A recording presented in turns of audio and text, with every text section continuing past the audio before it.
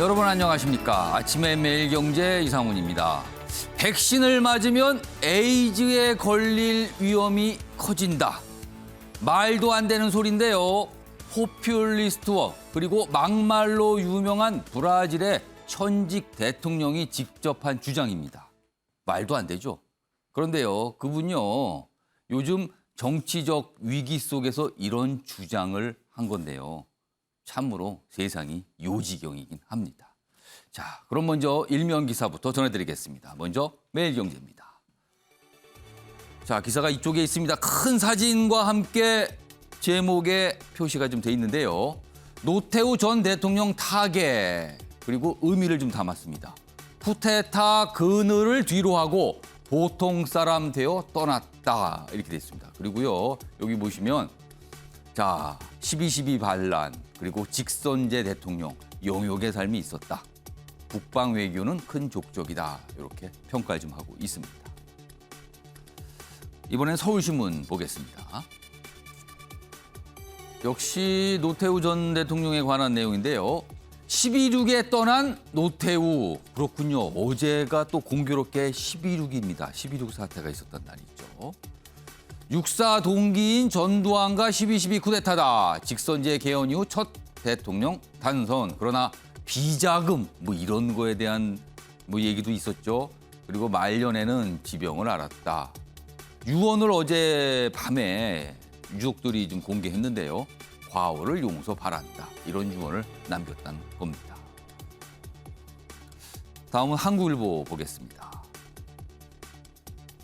법원 고발 사주 의혹 손준성 검사 구속영장 기각을 했습니다. 자, 그렇다면 이게 어떻게 되는 거죠? 앞서서는 체포영장도 기각이 됐는데 이번에 구속영장도 기각이 된 겁니다. 자, 그러니까 체면국인 공수처다 이렇게 돼 있습니다. 자, 법원의 판단은 이렇습니다. 증거인멸 도주 우려 없다. 그리고 향후 수사에 성실히 임하겠다 진술도 했다. 그러니까 구속영장 발부는 적당하지 않다. 그래도 기각 결정을 한 겁니다. 마지막으로 중앙일보 보겠습니다. 자, 여기 2단 기사로 좀 돼 있는데요. 총 대출이 2억 넘으면 규제가 더 들어간다. 갚을 능력을 더 세게 따진다는 겁니다. 내년부터 이렇게 하기로 했는데요. 가계비 관리를 더 강화하겠다는 겁니다. 그래서 보면은 뭔가 복잡한 내용이지만 금액이 어느 정도 넘으면은요, 이게 갚을 수 있는지를 더 꼼꼼하게 따져서 대출을 조이겠다는 겁니다. 자, 그러자 저소득자나 청년들에게만 불리한 거 아닙니까? 현금 많이 갖고 계신 부유층들만 유리한 거 아닙니까? 뭐 이런 얘기예요. 지금 이 청약을 할 때도 그런 현상 나타나고 있거든요. 그리고 전세금은 제외한다. 기존 빚 소급 적용은 안 한다. 이런 내용까지 좀 적혀 있습니다. 자, 지금까지 일면 기사 짚어봤고요. 오늘도 뉴스의 의미를 깊숙하고 생생하게 그리고 알쏭달쏭한 뉴스의 의미 꼼꼼하게 짚어주시기 위해 네 분 자리하셨습니다. 한 분씩 소개해드리겠습니다. 자, 먼저 화면 가장 맨 왼쪽에 앉아 계십니다. 최양호 현대경제연구원 고문 나오셨고요. 그 옆에는 동국대 대우교수인 김종욱 교수 자리하셨습니다. 그리고 세 번째 자리에는 윤기찬 국민의힘 법률위 부위원장 자리하셨고요. 마지막으로 조대진 변호사도 나와 계십니다. 안녕하세요. 안녕하세요. 반갑습니다.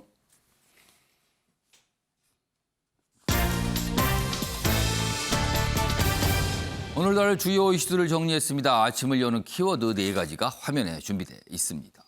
10월 27일 수요일 순서입니다. 하나씩 짚어보겠습니다. 먼저 첫 번째 키워드입니다. 보통 사람. 네, 좀 따옴표가 좀 돼 있죠. 노태우 전 대통령 보통 사람의 뭐 위대한 시대 뭐 이런 캐치프레이즈를 대선 때 걸었죠. 그리고 뭐 이 사람 보통 사람 뭐 믿어주세요 뭐 이런 말로도 유명했습니다. 그래서 첫 번째 키워드는 보통 사람입니다. 두 번째 키워드는 선물 자랑이라고 돼 있습니다. 어제 청와대에서 문재인 대통령과 이재명 더불어민주당 대선 후보가 만났습니다. 차담회를 가졌습니다. 그리고 끝난 뒤에 어제 오후에 저녁에 이재명 후보가 이런 선물 받았어요 라고 본인의 SNS상에 뭔가를 올렸습니다. 이런 선물 받았다고 자랑을 한 셈이 됐군요. 그 내용 준비되어 있습니다. 세 번째 키워드는 광주행입니다. 국민의힘 대선 주자 한 분, 이른바 전두환 옹호 발언으로 큰 논란이 있었죠. 자, 광주를 찾아가서 뭔가 사죄를 해야겠다. 뭐 이런 얘기가 나오고 있는데 그것이 과연 효과가 있는가? 언제 가는 것인가? 뭐 이런 얘기들이 좀 나오고 있습니다. 그리고 마지막 키워드는 비정규직 최다입니다. 현 정부의 정책 목표 중에 하나가 비정규직 제로 뭐 이런 거 아니었습니까? 그런데 올해 8월 기준으로 비정규직 따져보니까 사상 최다입니다. 그렇다면 이 정책은 어떻게 된 것인가? 오늘 깊숙이 좀 다뤄볼 예정입니다. 자, 아침에 매일 경제 본격적으로 출발하겠습니다. 첫 번째 이슈는요. 어제 이 소식이 들려왔죠. 노태우 전 대통령 이야기입니다. 여러 가지 평가가 있을 수 있습니다. 정치권에서도 평가가 갈리고요. 많은 분들도 다른 생각하실 수 있어요. 보겠습니다. 일로 삼김 시대 마침표가 찍혀졌다. 자, 정치권에서는 이런 반응들이 좀 있어요. 역사의 죄인이다. 그러나 공도 좀 보자. 북방 외교 성과 이건 분명한 거 아니냐. 뭐 이런 의견들입니다. 좀 더 보죠. 여기 보면 이 반응들이 좀 나와 있잖아요. 문재인 대통령은 별도의 애도 메시지 보류다. 그리고 전두환 전 대통령은 이 소식을 듣고 말없이 눈물을 흘렸다. 이렇게 좀 전해지고 있어요. 그리고 중국 외교부 한중관계 중대한 공헌. 그렇죠. 북방 외교 당시에 이제 중국과의 수교가 이루어졌으니까 이런 반응들이 좀 나왔습니다. 자, 그럼요. 어제 서울대 병원장이 좀 브리핑을 통해서 설명을 좀 냈어요. 그 내용 좀 짧게 들어보겠습니다. 현재로서 사망의 이런 직접적인 원인은 허약한 정신 상태와 장기간의 와상 상태에 동반된 숙환에 의한 것으로 추정됩니다. 그러니까 지병, 오랜 지병이 있었거든요. 그래서 이제 어제 저런 설명이 좀 나왔습니다. 다음 기사 좀 보겠습니다. 어제 밤에 유족들이 이제 유언 내용을 공개했어요. 이런 내용입니다. 국민의 봉사에서 영광이었다. 과오는 용서 바란다. 이렇게 돼 있습니다. 여기 보면 좀 더 아래쪽을 좀 보시죠. 아래쪽에 유언에 좀 자세한 내용이 좀 더 소개돼 있어요. 이 제목 밑으로 가겠습니다. 여기 자리하고 있어요. 위대한 대한민국과 국민을 위해 봉사할 수 있어서 참으로 감사하고 영광스러웠다. 최선의 노력을 다했지만 그럼에도 부족한 점 및 저의 과오들에 대해 깊은 용서를 바란다. 그래서 이제 핵심 내용은 국민의 봉사에서 영광이었습니다. 그리고 과오는 용서를 바랍니다. 이렇게 두 가지 내용으로 좀 정리가 될 수 있습니다. 자, 그럼요. 과거의 중요한 시점마다 노태우 전 대통령 여러 가지 얘기를 했거든요. 아주 오래된 영상입니다. 준비했습니다. 들어보시죠. 이제는 지난날의 잘못을 청산할 국민 모두의 슬기와 냉철한 이성이 필요한 때입니다. 어떤 처벌도 달게 받을 각오입니다. 이 자리에서 특히 가슴 아픈 것은 나로 인해서 많은 기업인들이 곤욕을 치루었습니다. 자, 여기 보면 여기 사진 좀 하나 좀 보겠습니다. 이 기사에 있는 사진이에요. 그러니까 1988년 2월 25일 국회의사당 앞 광장에서 열린 대통령 취임식, 취임 선서하는 모습이죠. 뭐 이렇게 이제 대통령이 취임을 했고요. 그리고 1993년 초까지 임기가 이어졌습니다. 자, 이 영상 나오고 하는 동안 제가 패널 두 분께 질문을 드렸어요. 노태우 전 대통령에 대한 평가를 좀 해주시라고 그리고 떠오르는 표현을 좀 적어주시라고 했습니다. 자, 한 분씩 의견 좀 들어보겠습니다. 자, 먼저 최영하 고문님. 네.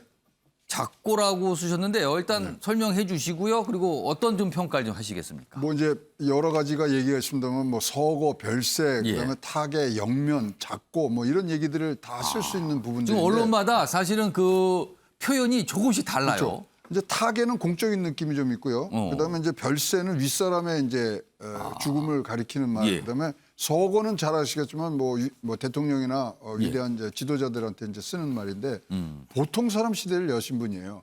작고라는 뜻은 뭐 여기 약간 뜻이 다르지만 세상을 떠났다는 얘기거든요. 아, 단순하게 그냥 세상을 떠났다. 네, 서거도요 사거의 높임말이에요. 죽어서 가다.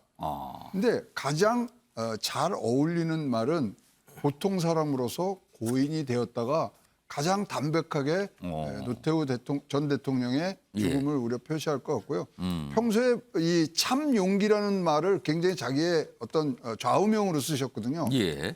참고 용서하고 기다린다의 준말인데 가운이에요. 그런 것들을 봤을 때는 담백하게 예. 이분의 모습을 담아내는 것은 저는 뭐 높임말보다는 보통 사람의 눈에 봐서는 세상을 떠났다에 준하는 작고를 쓰는 것이 조금 더 이분을 예우해드리는 말이라고 생각을 했습니다. 오히려 본인이 과거 대통령이 되기 전, 대통령 이후에 보통 사람 뭐 이런 단어를 강조했거든요.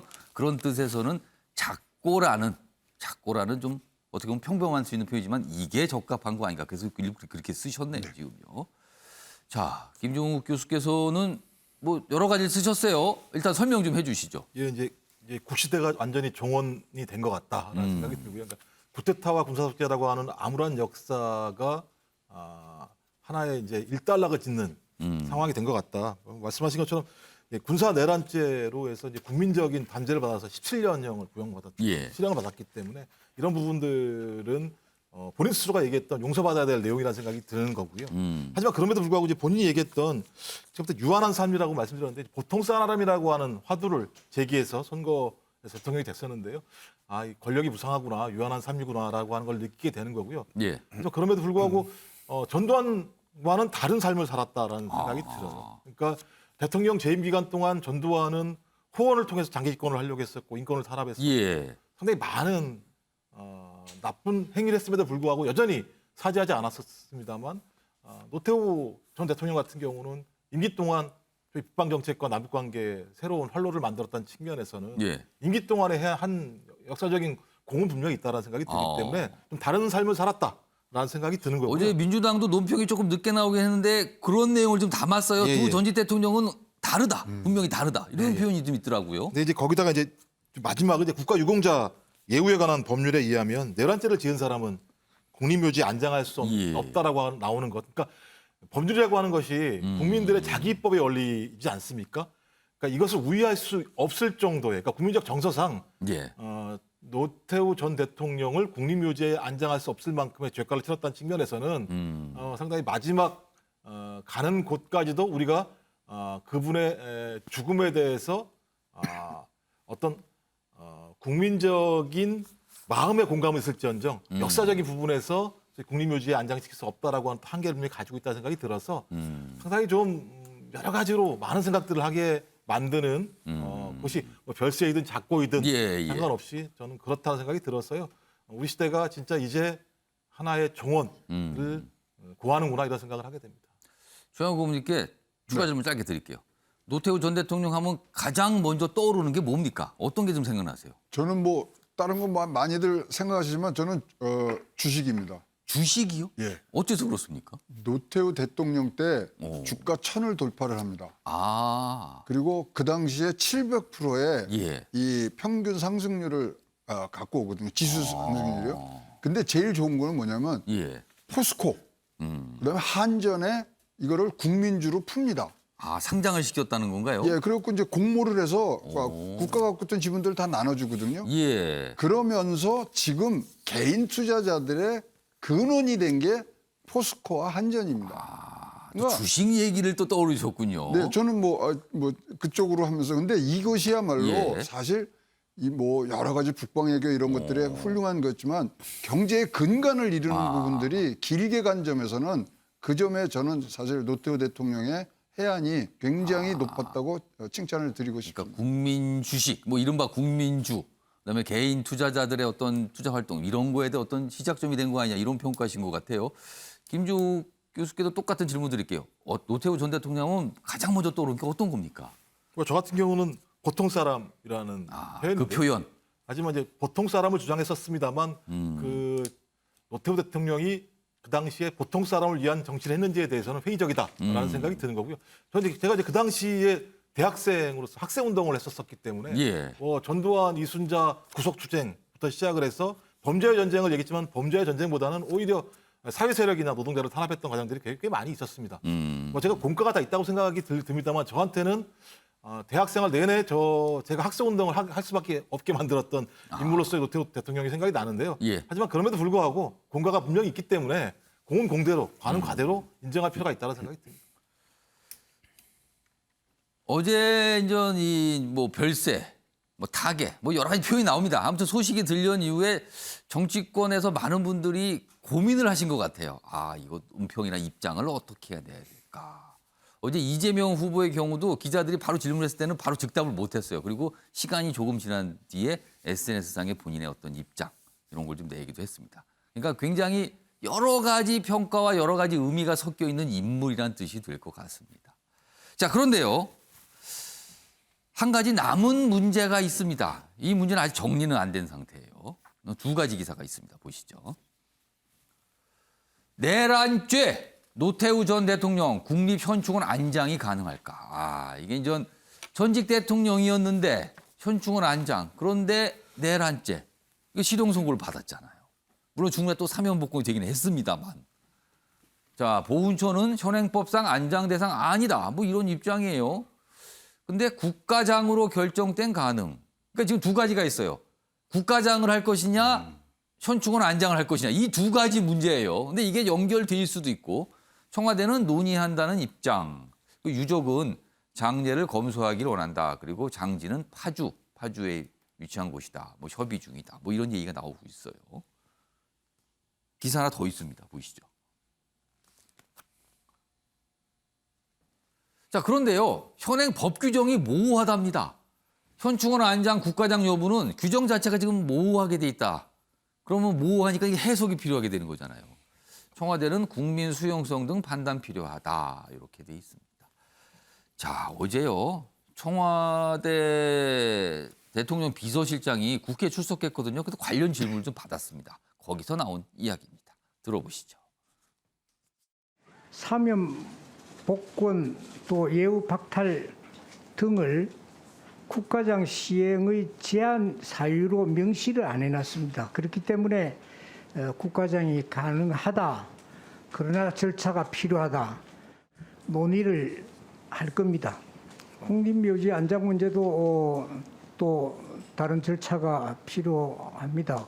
그러나 의원님 말씀하신 대로 여러 가지 국민들의 수용성 여러 가지를 고려한 정부적인 또 판단도 필요할 수 있을 것 같고요.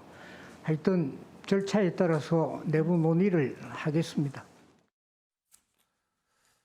자, 윤기찬 부위원장. 좀 변호사시니까요. 이게 법률적으로 좀 모호하다 그러는데 일단 나눠서 국가장과 현충원 안장 지금 법률상 어떻게 돼 있습니까? 이런 노태우 전 대통령의 경우는. 근데 법률상 모호하지는 않아요. 어떻게 돼 법률 있습니까? 규정만 보면 예. 일단 국립묘지 그 설치운영법에 보면 예. 그러니까 국립묘지에 안장될 수 있는 자격이 있는 분들이 대통령을 예. 기준으로 보면 전현직 대통령이란 신분하고 거기다 이제 장례 절차가 국가장으로 장례된 사람. 그러면 된다. 그렇죠. 전현직 대통령으로서 국가장으로 장례된 사람. 따라서 매장 전에 국가장이라는 절차를 거쳐야 돼요. 그게 전제 조건이군요. 그렇죠. 그다음에 전직 대통령 신분을 유지해야 돼요. 예. 그런데 전직 대통령 예우법에 보면 예. 전직 대통령 자격 자체를 박탈하는 경우는 없어요. 연금 등의 수혜 절차를 제한하는 규정은 예우를 제한한다는 거죠. 그렇죠. 그러니까 대통령 자격을 박탈하는 법은 없기 때문에 전직 대통령이라는 자격은 유지가 되는 거예요. 일리에서 드는 국가유공자법은 내란죄의 경우에는 해당이 되지만 그건 국가유공자의 경우예요. 그러니까 전직 대통령은 국가유공자에 해당하지 않습니다. 따라서 그 법이 적용되지 않는다고 저는 해석이 되고요. 따라서 국가장이 되느냐 안 되느냐의 문제가 남는 거죠. 예. 국가장법에 보면 국가장은 대통령이 결정하게 돼 있죠. 행안부 장관의 제청이 있고 국무회의 심의를 거쳐서 대통령이 결정하는데 여긴 제한 규정이 없어요. 따라서 대통령의 국가장으로 할지 여부의 결정에 따라서 현충원의 안장까지 같이 여부가 연결되는 결정된다. 따라서 법적인 제한 규정은 없다는 거죠. 이것이 입법 미비든 아니든 현행법상 해석은 그렇게 됩니다. 그러면 지금 해석상 할 수 있으면 할 수 있는 상황이다라는 거네요. 국가장으로만 장례 절차가 진행된다면 당연히 대전 서울 현충원에 안장될 수 있는 자격은 있죠. 윤기찬 부위원장께서는 어떤 결정이 더 타당하다고 보세요? 지금 저는 상황에서는? 그러니까 대전과 서울 현충원에 안장해야 된다고 봅니다. 그럼 국가장을 한다는 거네요. 그렇죠. 그러면? 그래서 정무적 판단이 대통령이 하시겠지만 어쨌든 현행법상 제한 규정이 없고 또 하나는 지금 여러 가지 과도 많고 공도 많지만 어쨌든 당시의 기준으로 보면 진일보한 건 맞아요. 그러니까 지금 기준으로 보면 뭐 수소비리 이런 사건 제외하고 5.18 관여 이런 건 제외하고 대통령 재직 시로 보면 그러니까 뭐 뇌물 사건은 물론 단죄를 받았죠. 그러나 어쨌든 정치적인 면에서 보면 당시의 정치 환경에 비춰볼 때 진일보한 건 맞아요. 6.29 선언을 했죠, 일단. 그리고 3당 합당이 아직까지 지속되고 있어요, 효과가. 87 헌법 체제가 아직까지 지속되고 있어요. 그거는 이제 헌법 체제가 아직까지 지속된다는 것은 그 사이에 변화를 줄 만한 개선의 여지가 없었다고 판단을 일단 하는 거죠. 물론 지금은 이제 개선의 여지가 있다고 많이 논의가 되고 있지만 어쨌든 그런 제도적 차원에서 보면 뭐 북방이고 이런 그 어떤 정치 행위, 개별 행위를 떠나서 저는 어쨌든 그 당시의 정치 환경에 따르면 전두환 전 대통령으로부터 차기 김영삼 대통령으로까지 넘길 때까지 이 과정이 어쨌든 약간의 진일보를 준 게 아닌가라는 어떻게 보면 약간 발전을 한 과도기다 이렇게 보시는 것 같네요. 그렇죠. 그 과도기에서 어떤 진일보한 정치 행위가 있지 않았겠느냐라고 저는 개인적으로 판단합니다. 자, 조대진 변호사. 일단 국가장과 현충원 안장에 대한 규정, 그걸 어떻게 좀 보시는지, 어떻게 해석하시는지, 그리고 어떤 결정을 해야 된다고 보시는지요? 그 앞에서 윤기찬 변호사님께서 말씀을 해주셨는데 뭐 전직 대통령이니까 전직 대통령인데 또 내란죄를 범했었고 또 이제 특별 사면을 이제 받았지만 특별 사면에 관련된 또 예외 규정이 없기 때문에 제한 규정이 없기 때문에 또 이런 뭐 안장을 해도 되는 거 아니냐 이런 해석이 있을 수도 있습니다. 근데 이제 제일 중요한 거는 현행법 규정보다도 국민정서법이 제일 중요한 부분이거든요. 여론의 반응. 지금 뭐 공과 사례 얘기를 해주셨는데 물론 이제 노태우 전 대통령 같은 경우에 있어서는 뭐 공과 사 뭐 명백하게 좀 나눠지는 부분도 있습니다. 근데 제일 중요한 부분은 내란죄를 거쳐서 법정에 섰다는 부분이고요. 이러한 부분에 대한 국민들에 대한 정서적인 용서가 이루어졌는지 부분을 좀 살펴봐야 될 것 같습니다. 아직까지 물론 이제 본인은 사죄를 한다고 유언을 남긴 부분에 있어서는 꽤 유의미하게 봐야 될 것 같긴 하지만 아직까지는 국민들이 전부 다 용서했다라고 보기는 어려운 부분들도 있기 때문에 규정이 없다라는 그 자체만으로 인해서 당연히 안장을 해야 된다. 이런 부분에 대해서는 좀 반대의 입장입니다. 조대진 변호사, 이 한국일보 기사 다시 좀 보겠습니다. 지금 저 윤기찬 부대변인도 그렇고 조대진 변호사도 해석상 뭐 가능할 수도 있다 이렇게 보인다라고 했는데 여기 보면 보훈처는 현행법상 안장 대상이 아니라고 얘기가 했다고 이 기사에 소개돼 있어요. 이건 어떤 얘기입니까, 이거는? 이거는 이제 그 국가유공자 등에 관련된 법률에서 내란죄를 지은 사람은 국립묘지 안장의 대상에서 제외한다라는 원칙적인 규정에 대한 확인인 것 같습니다. 그 규정을 그대로 해석을 한 것 같다. 네, 그렇게 원칙적인 법 규정에 대한 해석인 것 같고요. 이제 다만 이제 아까 말씀드린 대로 여러 가지 그 예외 규정 그리고 또 이를 보완할 수 있는 그 법 규정에 대한 미비들 때문에 정무적인 판단이 이루어질 경우 전격적으로 국가장이라든지 현충원 안장이 가능할 수도 있다는 점에서 얼마든지 변동 가능성은 있다라는 부분을 좀 살펴볼 수 있겠습니다. 그러니까 문재인 대통령의 정무적 판단에 따를 수 있다. 좀 이렇게 좀 들리네요. 패널분들 설명을 좀 들어보니까. 최영호 고문님 하실 말씀 그런데 있으세요? 과거에 김대중 대통령께서 사실 국가보안법으로 해서 뭐 사형을 선고본 형이 확정됐던 경우가 있는데 그 이후에 사면되고 그랬죠. 사면 복권 다 됐죠. 노태우 대통령도 다 사면 복권 된 상태인데 그럼에도 불구하고 이명박 대통령이 이 국무회의에 올라온 것을 그때 여기 현충원에 모셔야 된다. 그래서 정무적 판단이기 때문에 그 당시도 정무적 판단이 있었다. 그런 뭐 과거 사례도 있기 때문에 뭐 저는 현충원에 모시는 것이 뭐 맞겠다고 생각하지만 지금 유족들의 생각은 좀 다른. 그러게요. 뭐 유족들은 좀 뭐 검소해하고 싶고 다른 곳으로 지금 장제를 뭐 하고 싶다 이런 얘기가 나와요 지금. 그러니까 뭐 유족들의 의견을 또 참조해야겠죠. 이건 당연히요 지금. 아무튼 뭐가 매듭은 지어지지 않았어요. 뭐 논의는 있을 것 같습니다 오늘도요.